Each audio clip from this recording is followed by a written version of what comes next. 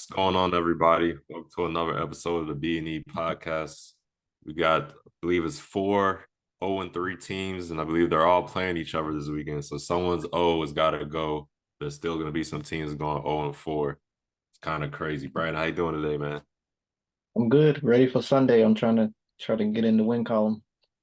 My Yeah, we're team, going to well, talk back about in the it. win column. I know, right? For both of us. For both of us. Let's get this opening drive going. Colin Kaepernick wrote a letter to Jets GM Joe Douglas trying to pitch the executive to sign him. In some more disturbing news involving Chandler Jones, he says he was hospitalized against his will, where they tried to force him to take meds and injections, and later transferred to a behavioral facility last week. Jones says he called the GM Dave Ziegler 6 to 7 times, but he never answered. Then there was some news this morning that has been arrested in Las Vegas for allegedly violating a domestic violence temporary protective order. There's also been some tweets where he says he has some dirts on the owner, Mark Davis. He says, and I quote, "Get Josh McDaniels the fuck out of Las Vegas."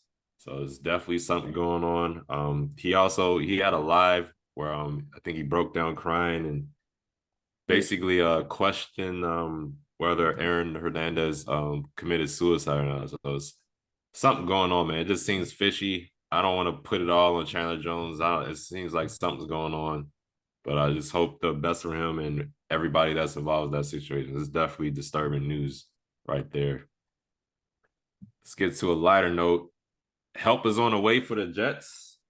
They signed quarterback Trevor Siemian to the practice squad. See how that works out for them. But yeah, definitely some crazy news. for sure. All right. Yeah, everyone, we had a Thursday night game on Prime Video. The Lions went into Green Bay and won again. Of course, they finished out Week 18 last year with a upset win and knocked the Packers out of the playoffs and knocked them out of first place in the NFC North on Thursday night. They took the win 34-20. Um, Love was in the air in week one. and they definitely struggling to find their way right now with Jordan Love and those guys out there. I know the offensive line is really banged up, but of course you just got to go out there and you got to perform, and they just did not perform well.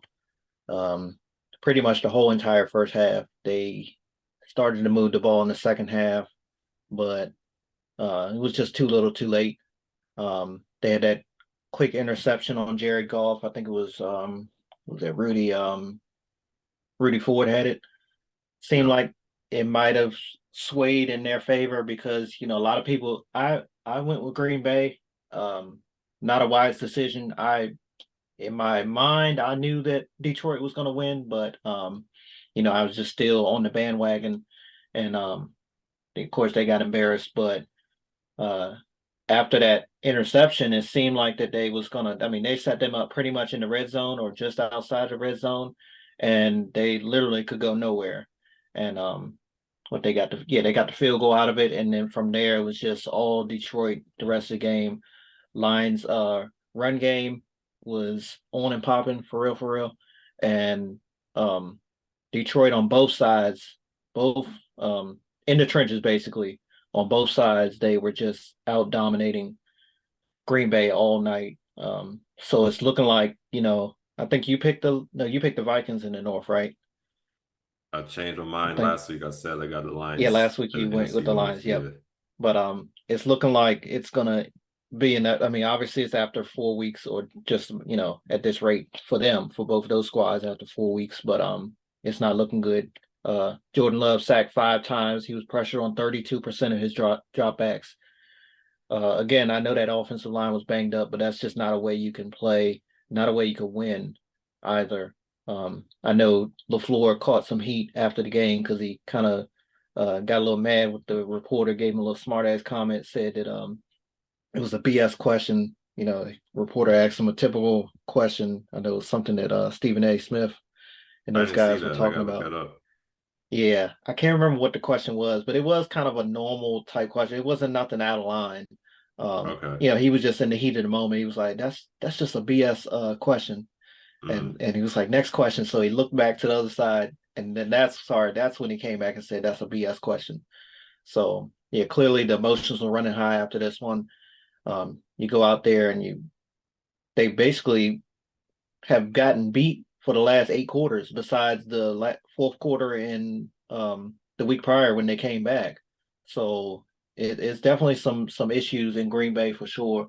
Hopefully they get it turned around. I really like the Packers, and I really think that they can do good. But Quay Walker, man, this guy continues to show up for them in his second year after being the only player to be ejected twice last year.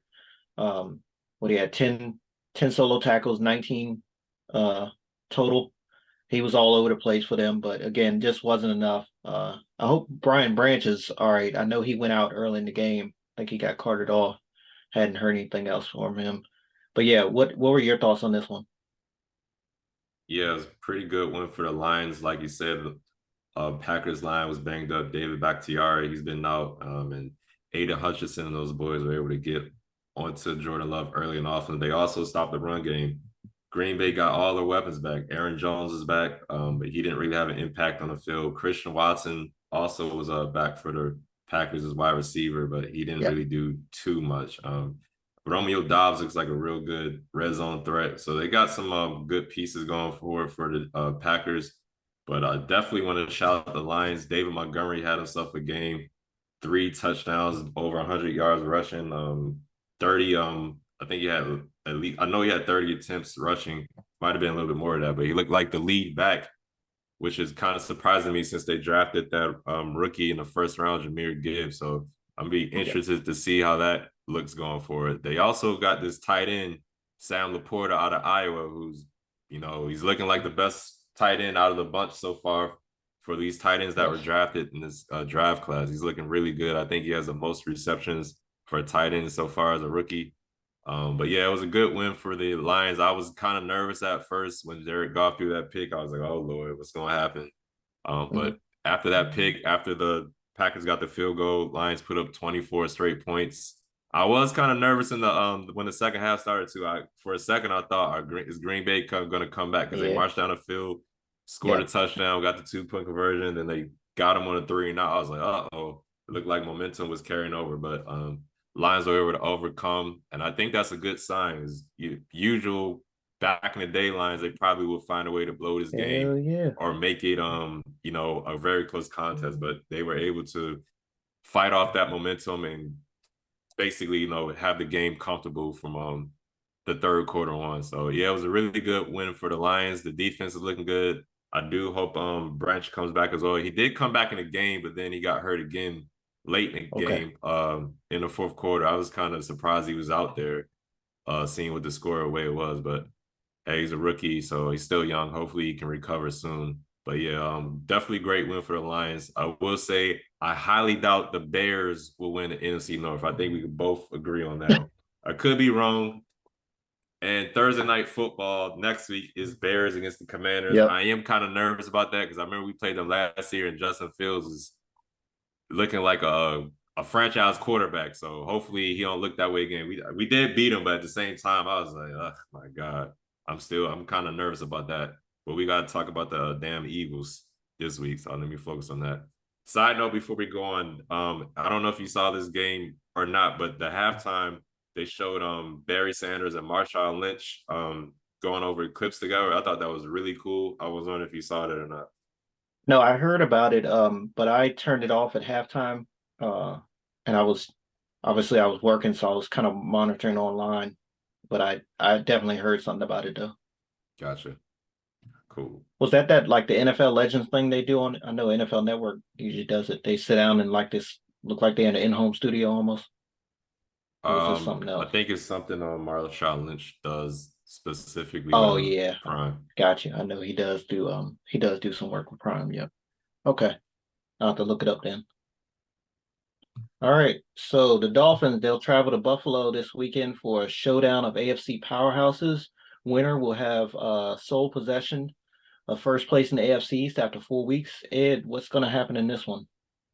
I'm biased in this one because I still feel a way about how the Bills dominated the Commanders last week. So I'm hoping the Dolphins go out there and just put up 100 on the Bills. That's what I really want to happen. But I think it's going to be a really good game. I think this game they can't do the flexing yet until week 5, I believe. But this game should be the primetime game. They got the Chiefs Jets in there now. We know without Aaron Rodgers, Zach Wilson in there, this should be a damn 1 o'clock or 10 o'clock game if you're on the West Coast. Yep. But Jordan Poyer is going to be out for the Bills. Damar Hamlin, he's going to be activated for the first time. Yep. So he'll probably get a lot of playing time. He might get picked on. So I'll be watching that and see how that goes and see how if he does get picked on, see how the medium treats him because he's kind of like a media darling right now just because of the situation that happened last year. But I'm definitely looking forward to this game. I'm gonna try to watch it as much as I can. I'm definitely gonna have my game on at the same time, but I'm looking. I think the Dolphins. I'm leaning more toward the Dolphins in this one. If Bills had their full crew like Jordan Poyer and everybody, I like the defense that the Bills put up. But right now, I'm leaning more towards the Dolphins. I like the flow that Tua and those guys got.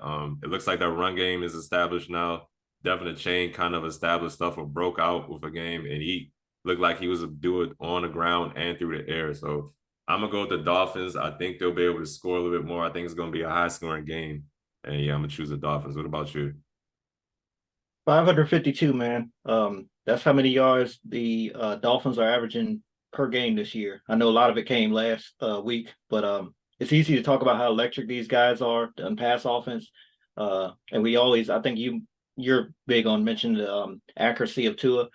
I'm looking forward to watching Raheem Mostert against these Buffalo linebackers. I've always been high on Matt Milano, but Mm, you mentioned the fact that was it Terrell Bernard had a big game, career game against y'all last week. don't remind me. Um, Yeah. this should be something to watch for sure. Can these guys slow down the Miami run game? And how can you attack a defense like that right there? It poses a major headache for the opposing team. I think Buffalo, though, they'll need to establish the run to keep those guys in Miami on the sidelines. I mean, because that they were just damn near controlled time of possession last week, up and down the field. That's the only way you can really slow them down is to look like limit their possessions.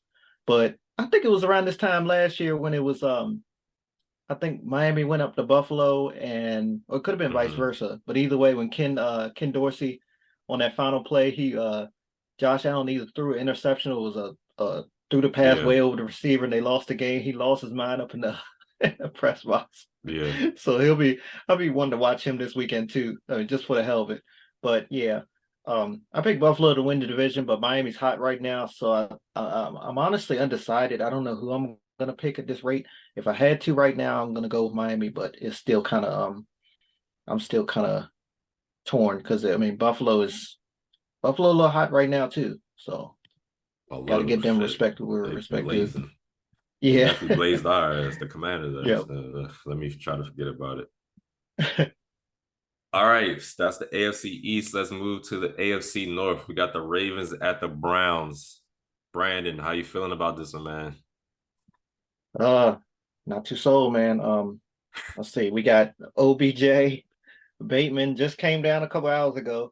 Owe, Mm-hmm. I can never pronounce his name. David Ajabo, I think. Did I finally get it right? And Marlon Humphrey, they're all out, and Stanley is doubtful. I think Lindenbaum is questionable along with Justice Hill and um, Gus Edwards. I know Gus Edwards coming off that concussion. But historically, we played quite well against the Browns, but they're different this year, obviously. Defensively, they only given up one offensive touchdown in three Look, games. man. One, everyone. Um, and what typically tends to be our biggest problem when we cross the opposing 40-yard line, it seems like it's just field goal. It honestly does. Especially if we're driving all the way downfield for some damn reason. We cannot put ourselves in the same situation we did a week ago where we let them stick around and then they just took it at the end. They took it in overtime. Um, Last year we went into Cleveland on a Sunday night in December. LJ wasn't playing. I know Tyler Huntley started. We lost 13-3. We got embarrassed on national television. I was some kind of pissed that day. Uh, so yeah, I've always said the Browns play the other teams, the three other teams in the AFC North, very good at home, and I think they'll definitely display that this coming weekend. Um, with that being said, I'm gonna go with Cleveland. I just think we are banged up. Again, like I said, going back to the Green Bay game, you still got to go out there and play. But I mean, it's a lot of big names out for us again, Yeah. heading into this one, and they're pretty healthy last I checked. So, I mean, besides the loss of Nick Chubb, that's the only major loss for them. 2-0 at home, they are, so they're pretty good there. Unfortunately, give me the Browns in this one at this very moment. Yourself? Yeah, I'm kind of leaning to the Browns too. Though I did hear that Deshaun Watson, he's questionable. He's Yeah, it's his questionable. Yeah, throwing shoulder is sore or something. So it's possible they could start their rookie quarterback, Dorian Thompson Robinson, I believe his name is, who got a really good and he had a preseason. But good preseason. Yep. this is regular season. We're a month into the season now, so teams are in full full groove for the most part, except for the bottom teams. But I think you guys are top 15 team in my opinion right now. But like you said, there's some playmakers around. Not Devin, Rashad Bateman. He's always injured, man. It's like, damn, he Hmm. can't catch a break. Same with Odell. I Yep. mean, but we kind of get used to Odell getting injured at this point. But what this is Bateman's second or third year? That Third dude year, is I believe. always hurt, man. Hmm. Like, dang, I feel bad for him. But yeah, man, like you said, that defense only giving up one touchdown. They're number one ranked. They got Jim Swartz in there, Miles Garrett. I think he might have a game. But Jadeveon Clowney, he could be extra motivated with the Yeah, Ravens. He played with the Browns last year, so will who give us knows? some insight, Maybe he hopefully. can get some pressure. He maybe knocks Deshaun Watson out the game if he plays. Y'all go against a rookie quarterback Hmm. and y'all pull it out. But if I had to make a guess, just the way Deshaun looked last week, I feel like he's gonna continue to play at that level. I don't think he's gonna be like where he's at. I think he's gonna stay a little consistent. Him and Amari Cooper seem to have got a good groove going. I always like David Njoku, and I talked about Elijah Moore a lot last year. I Yeah, mentioned they his name a that's a lot. bad team. We might have to. You might hear his name a lot. But we'll see. Kyle Hamilton, what, he had like 3 sacks last week, something like Yep, that. In the first half, you mentioned had a forced him fumble, I believe. being using the blitz. I think they kind of figured out the second half, but same time, man, he could be the next one of those next Raven players that those defensive guys that be in the Ring of Honor or whatever y'all gonna call it. Yep. So if I had to make a choice, I'm probably going to lean towards the Browns too, in my opinion, just because y'all deal with some injuries. I will say, Lamar, you can't turn the ball over, no fumbles. Exactly. If you in a pocket, hold on to the ball, but you're gonna have to play. You probably gonna have to rush for 100 yards and throw for 250. Hmm. Mark Andrews gonna have to get involved a lot. Zay Flowers, Devin Duvernay. So yeah, it's gonna be a tough task though. But so yeah, I'm gonna lean with the Browns. Nelson Aguilar too. Mm-hmm. All I think about is that Philly, that time he was in Philly and they had a fire. This was after he had a big drop. It was early in the season, and they had a fire up there, and they had to throw the baby out of the second or third floor, and somebody caught it, and they was interviewing a guy on the news up there, and they said, yeah, and so the neighbor I or the remember person that. actually caught the baby, unlike Aguilar. I remember that. So, Yeah. I yeah, was like, hey, he burned him. yeah. I mean, Aguilar, he's had a couple big catches for us. You know what I'm saying? I know they said Yeah. he kind of revitalized his career when he went out to Oakland or Las Vegas, but um, he really showed up. I was kind of nervous, when we signed him and heading into the season, they kept him around, but guess he ain't got Mm-hmm. no damn choice right now. So we will see. All Yeah. right, everyone. This episode is brought to you by Premium, a CBD and wellness company. Check out their full line of CBD infused products, which make great stocking stuffers for the upcoming holiday season. Perfect for athletes, weekend warriors, soccer moms, and even armchair quarterbacks. They have CBD infused honey, which is a personal favorite of mine, as well as tinctures in mint and regular flavor. Most importantly, they are veteran and women owned, so come get some of this sweet temptation and taste the premium difference. Use code BNE for 15% off your order. Their website is www.premium.com. That's PREHEMIUM.com. Again, PREHEMIUM.com. HEMIUM.com. And now back to our show. NFC East play will begin this week for Ed's Commanders when they travel to Philadelphia for a matchup with the Eagles. Ed, will your team leave you happy or mad as hell? Um, I don't know, man. I don't know what to expect. I'm hoping they have a bounce back performance. I've been, reading articles that Ron Rivera said everybody had good practices this week, so that bodes well. But at the same time, they got a really tough task with this Eagles front. The way the offensive line looked last week, the way Sam Howell looked last week, I can kind of see that continuing to this week. Hopefully, we can run the ball. Eric Bieniemy, we've been throwing the ball a lot, but I feel like we need to run the ball a little bit more. I don't know how effective we're going to be against the Eagles in our front. I mean, Jalen Carter looks like a freak in nature, but I feel like we should pound the rock, get some play action going. Hopefully, we get Terry McLaurin involved, Jahan Dotson involved. But if I was a bet man, I'm leaning towards the Eagles. Not only am I worried about the Eagles defense, I'm worried about the Eagles offense. I feel like AJ Brown is going to break loose. I don't think any of the Eagles receivers have touchdowns so far. I could be wrong about that, but I know for sure AJ Brown doesn't have any touchdowns. And I can see him catching a few on us this week. We did good against them last year. I think we split the record against them, but at the same time, I feel like they got a dirty taste in their mouth just because we beat them when they were 8-0, and we gave them their first loss. I feel like they still upset about that last year, and they might try to punish us this year. Of course, they're an NFC East rival, so they're really familiar with us. And then the Eagles and this damn quarterback sneak. I think what the coach say, he Yeah. want to change the name to the Brotherly Shove. I thought that was a pretty funny, cool name. But yeah, that shit looks freaking stoppable. So I know we're gonna be dealing with that a lot. I feel like they're gonna gash us, run the ball well. So if I was a bet man, I'd probably go with the Eagles. Excuse me. What do you think this game's gonna go? Yeah, if you go based off the first three games, most people say pick Philly. But the fact of the matter is y'all beaten them two out of the last three times at their house. I think it was last year and 2020, if I'm not mistaken. If I'm an Eagles fan, I'm a bit concerned though with Jalen Hurts. He hasn't looked the same to start the year. I think he had three interceptions all of last year, if I'm not mistaken, and he already has three heading into this game. So the question is, will this be the game that he um, turns the page against a suspect secondary? In my opinion, obviously, the pass rush is good for y'all, but that secondary, like I say, going to the season is proving the same. Is starting to concern me even more. But as for y'all, the offensive line and quarterback play must get better. Sam Howell, what he had 4 interceptions last week. He was sacked 9 times. Can't happen. We know how, like you said, that front for Philly. I think they had 9 sacks against y'all a game last year, right? 8 or 9, something like Yeah, that. they might get Yeah. 18 this Sunday.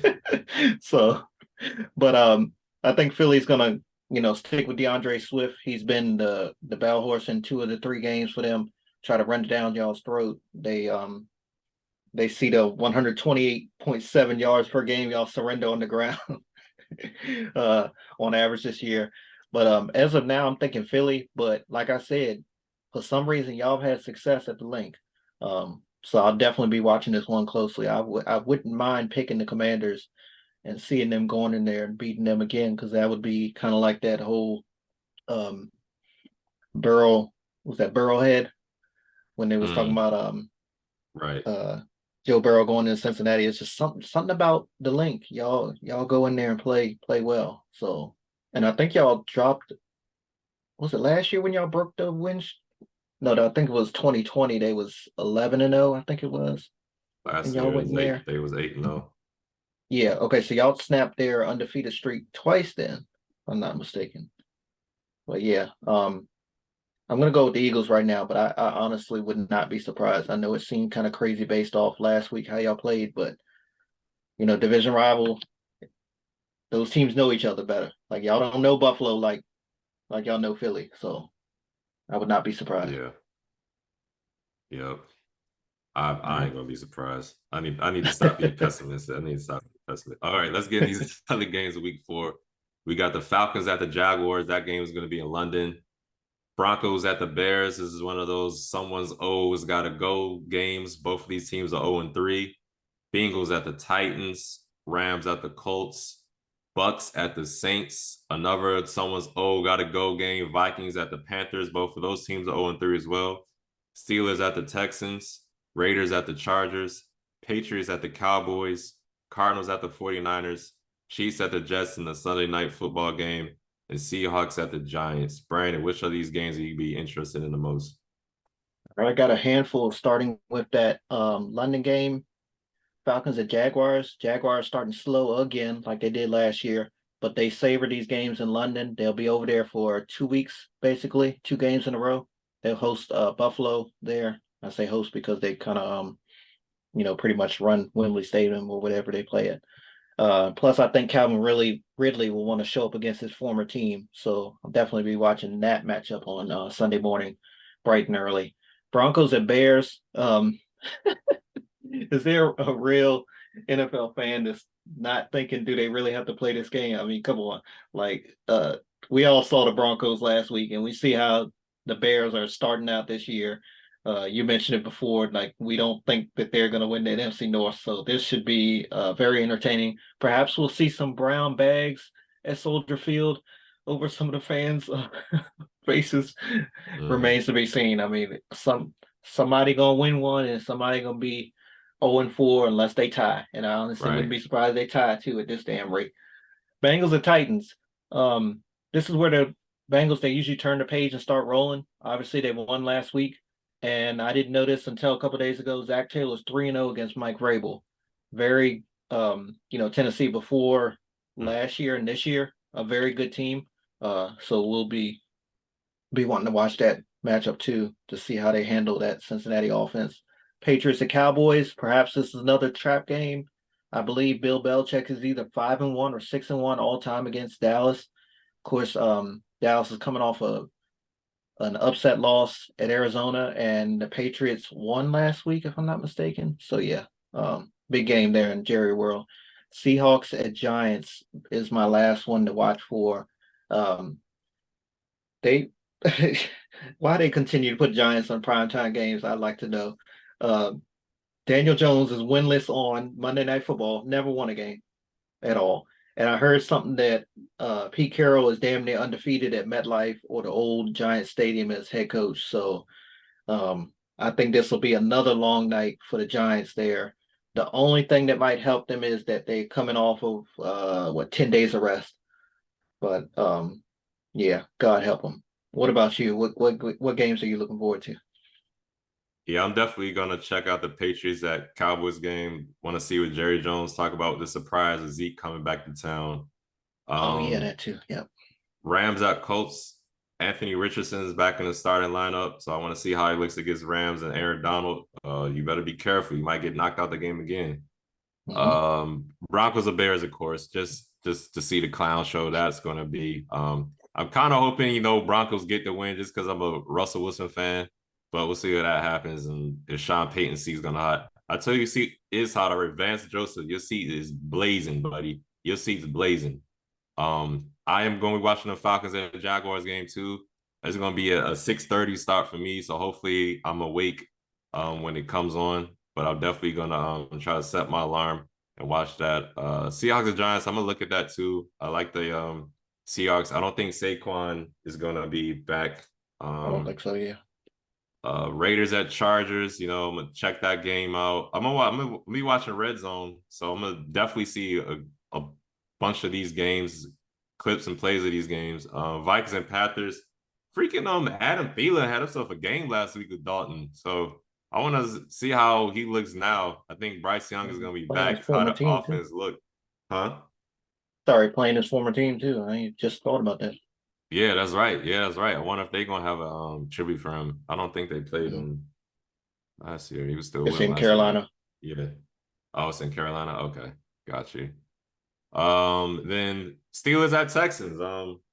Kenny Pickett against CJ Stroud. CJ Stroud's been looking pretty good. They're coming off a win, but Steelers defense. It might be a long night for Stroud. TJ Watt, I think he's trying to break the sack record. He's got a bet with Pat McAfee, I think. I think Pat McAfee challenged him to break the sack record. He'll donate 500K to a charity of his choice. So definitely going to be taking a look at a bunch of these games this week. It's a good week of football. Time is flying, man. We already a month into the season. Yep. Before you know it, we're going to be in the playoffs, and just like that, we're going to be over with this season again. But definitely enjoying the ride. Some other sports I want to get into, though, college football. Of course, we got to Yep. talk about Colorado real quick. They taking on USC. As we all know, they got the doors blown off from last week in Oregon. Yep.